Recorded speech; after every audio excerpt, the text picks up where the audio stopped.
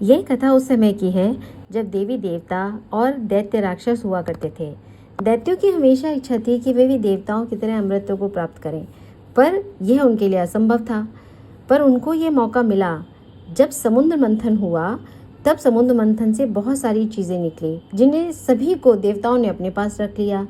कल्प वृक्ष को भी रख लिया, और जब विष निकला उसको भगवान शिव ने धारण कर लिया।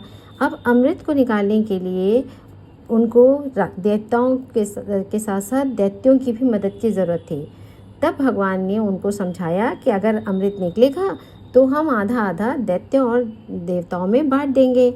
दैत्य इस बात से खुश हो गए और उन्होंने मदद करने के लिए हामी भर दी। जब समुद्र मंथन से अमृत प्राप्त हुआ तब भगवान विष्णु ने एक चाल चली और मोहिनी का रूप धारण करके आ गए। उनकी सुंदरता को देखकर दैत्य उन पर रीझ गए। उन्होंने उस समय देवताओं को तो अमृत का पान कराया, पर दैत्यों को वो साधारण पानी देते रहे। पर इस चालाकी को स्वरभानु नाम का जो राक्षस था वो समझ गया। उसने सोचा कि यह जो देवता हैं यह दैत्यों को मूर्ख बना रहे हैं। तो उसने देवताओं का रूप धारण किया और देवताओं की श्रेणी में ही जाके बैठ गए। भगवान विष्णु को इस बात का पता नहीं चला और उन्होंने अपने मोहिनी रूप में स्वरभानु को भी अमृत पान करा दिया। जब स्वरभानु ने अमृत पान कर लिया तो वह अपने घमंड में उठ के भाग पड़ा और उसने बताया कि उसने भी, वह राक्षस होते हुए भी उसने अमृत का पान कर लिया है, जो देवता नहीं कराना चाहते थे। जब भगवान विष्णु ने यह देखा तो उनको बहुत क्रोध आया और उन्होंने अपना चक्र निकाला और स्वरभानु पे चला दिया। स्वरभानु का जो शरीर और धड़ था वो अलग अलग हो गया।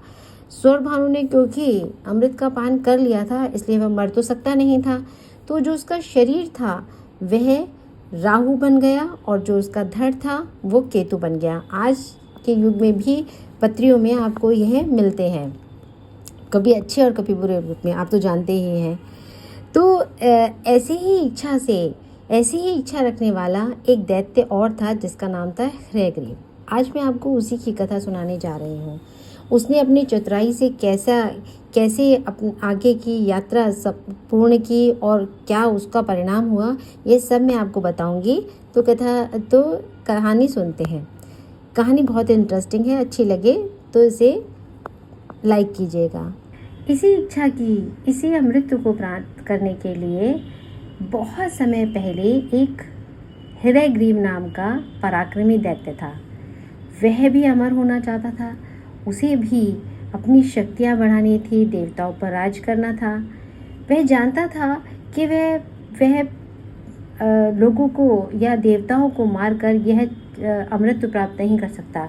इसके लिए उसे देवी को प्रसन्न करना होगा, भगवान को प्रसन्न करना होगा। इसी सोच से उसने तप का निश्चय किया और वह सरस्वती नदी पर जाकर भगवती को प्रसन्न करने के लिए कठोर तप करने लगा। इस तप में उसने बहुत दिनों तक कुछ नहीं खाया और भगवती की क्या जो महाबीज एकाक्षर मंत्र महामंत्र था उसका जाप करता रहा। उसके जाप करने से उसकी इंद्रियां उसके वश में आ गई। उसने सभी भोगों को त्याग दिया और कठिन तपस्या से उसने भगवती को प्रसन्न कर दिया।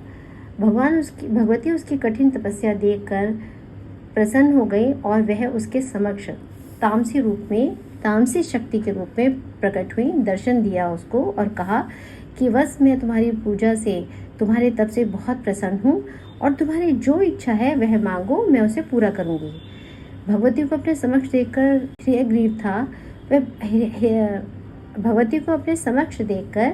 हयग्रीव बहुत प्रसन्न हो गया। उसकी खुशी का ठिकाना नहीं रहा।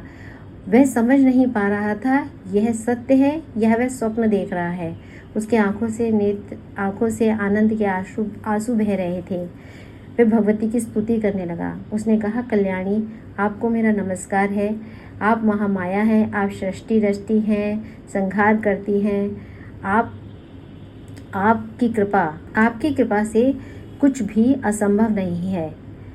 यदि आप मुझ पर प्रसन्न हैं तो मुझे वरदान देने की कृपा करें। भगवती ने कहा, दैत्यराज, मैं आपको वरदान देने ही आई हूँ। तब दैत्यराज ने भगवती से कहा कि भगवती मुझे अमृतत्व का, अमर होने का वरदान दें। भगवती बोली कि देखो दैत्यराज, संसार में जिसका जन्म होता है उसकी मृत्यु निश्चित है। अमृतत्व को कोई भी प्राप्त नहीं कर सकता। देवता भी अमृतत्व तभी तक पा सकते हैं जब तक उनका पुण्य समाप्त नहीं होता। पुण्य समाप्त होने के बाद उनका अमृतत्व खत्म हो जाता है। पृथ्वी के, प्रकृति के ऐसे नियम के विधान से कोई भी बच नहीं सकता। इसलिए अमृतत्व को छोड़कर आप कोई भी, इसके अतिरिक्त कोई भी वरदान मुझसे मांग लो। हिरण्यग्रीव बोला कि भगवती, अगर आप मुझे अमृतत्व का वरदान नहीं दे सकती तो आप यह आशीर्वाद मुझे दीजिए, यह वरदान दीजिए कि हिरण्यग्रीव के हाथों से ही मेरी मृत्यु हो, कोई दूसरा मुझे मार ना सके। यह मेरी अभिलाषा है, यह मेरी इच्छा है।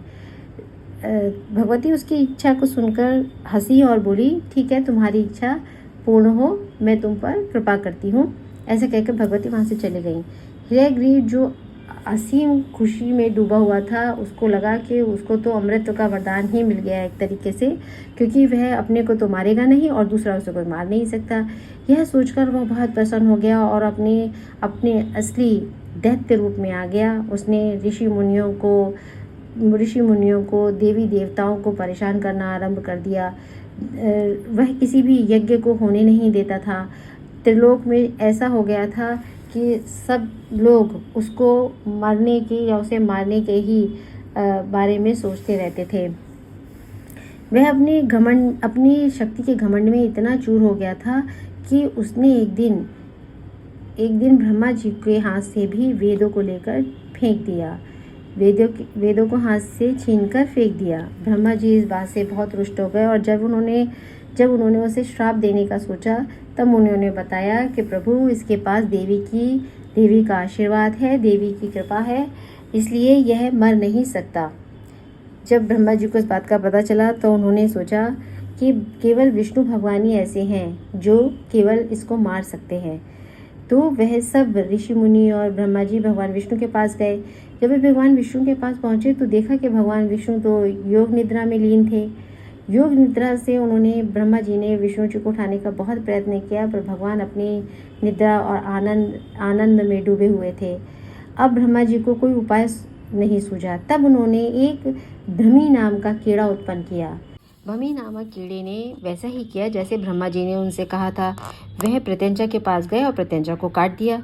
जैसे ही प्रत्यंचा कटी तो विष्णु भगवान जो योग निद्रा में बैठे हुए थे, उनका सिर धड़ से अलग हो गया। यह देखकर देवी देवता, ऋषि मुनि और ब्रह्मा जी सभी चकित रह गए। उनको कुछ समझ में ही नहीं आया। वह समझ ही नहीं पा रहे थे अब क्या किया जाए। तो उन्होंने भगवती का ध्यान किया। भगवती उनके सामने प्रकट हुई और भगवती ने कहा, चिंता करने की कोई बात नहीं है, आप एक घोड़े के सर का इंतज़ाम करें, एक घोड़े का सर लाकर मुझे दें। ब्रह्मा जी पहले तो समझे नहीं, फिर उन्होंने देवी की आज्ञा मानकर घोड़े के सर लाकर भगवती को दिया। भगवती ने वह सर जैसे ही भगवान विष्णु के सर धड़ पर रखा, वह पुनः ही जीवित हो गए या पुनः ही जागृत हो गए। और फिर उनका वह अवतार हिरण्यग्रीव अवतार के नाम से प्रचलित हुआ, जो भगवान विष्णु के 24 अवतारों में से एक है। उनको देखकर देवी ने सभी बात विष्णु जी और ब्रह्मा जी को बताई कि हिरण्यग्रीव का अंत करने के लिए हिरण्यग्रीव नामक ही जैसा ही रूप वाला व्यक्ति ही उनका नाश कर सकता है। यह वरदान देवी द्वारा दिया गया था, जिसको वह पूर्ण करना चाहती थी। विष्णु भगवान और ब्रह्मा जी ने उनको नमस्कार किया और देवी वहाँ से अंतर्ध्यान हो गई। अब भगवान विष्णु और ब्रह्मा जी दोनों हिरण्यग्रीव नामक राक्षस के पास गए। जब हिरण्यग्रीव ने अपने सामने अपने जैसे ही रूप वाले व्यक्ति को खड़ा देखा तो वह समझ गए कि अब उनका अंत निकट आ गया है। अब वो कुछ कर तो सकते नहीं थे। उन्होंने अपनी पूरी शक्ति से युद्ध लड़ा और जो भगवान विष्णु थे उन्होंने उस हिरण्यग्रीव का अंत कर दिया और वह अंत में मृत्युलोक को प्राप्त हो गया। कहानी यहीं पर ख़त्म हो गई। भगवान विष्णु के उस अवतार को 24 अवतारों में से एक अवतार माना गया और उनकी बहुत पूजा और आराधना की गई। तो दोस्तों, इस कहानी से हमें यह पता चलता है कि हिरण्यग्रीव अपने को बहुत समझदार और बहुत चतुर समझ रहा था, जबकि वह था मूर्ख। उसने सोचा कि अपनी चतुराई से उसने देवी को अपनी इच्छा मनवाने के लिए अपनी इच्छा को घुमाकर बोलकर अमृत को ही प्राप्त कर लिया है और उसका वरदान देवी जी ने उन्हें दे दिया है, यह सोचकर वह बहुत खुश था। परंतु उसे यह नहीं पता था कि देवी ने उसे उस वरदान के साथ अपनी बात को पूर्ण करने का भी तरीका सोच रखा था। वह जानती थी कि कैसे उसको वरदान देकर खुश करना है और कैसे उसको सच्चाई से अवगत कराना है, यह वह जानती थी और ऐसा ही हुआ। उसका अंत भी हुआ, वह मृत्युलोक को भी गया, अमृत को नहीं पा पाया। यह सब देखकर आप लोगों को एक सूझ तो मिल गई होगी कि कभी भी अपने को बहुत चतुर नहीं समझना चाहिए। चतुराई उतनी ही दिखानी चाहिए जितनी कि आपको नुकसान ना पहुंचाए। अगर हयग्रीव ने भगवान का भक्ति सच्चे मन से की होती और बाद में ऋषि मुनियों को अपने दैत्यत्व का प्रदर्शन ना किया होता, ऋषि मुनियों को परेशान ना किया होता, तो शायद आज वो अमर भी होता और जीवित भी होता।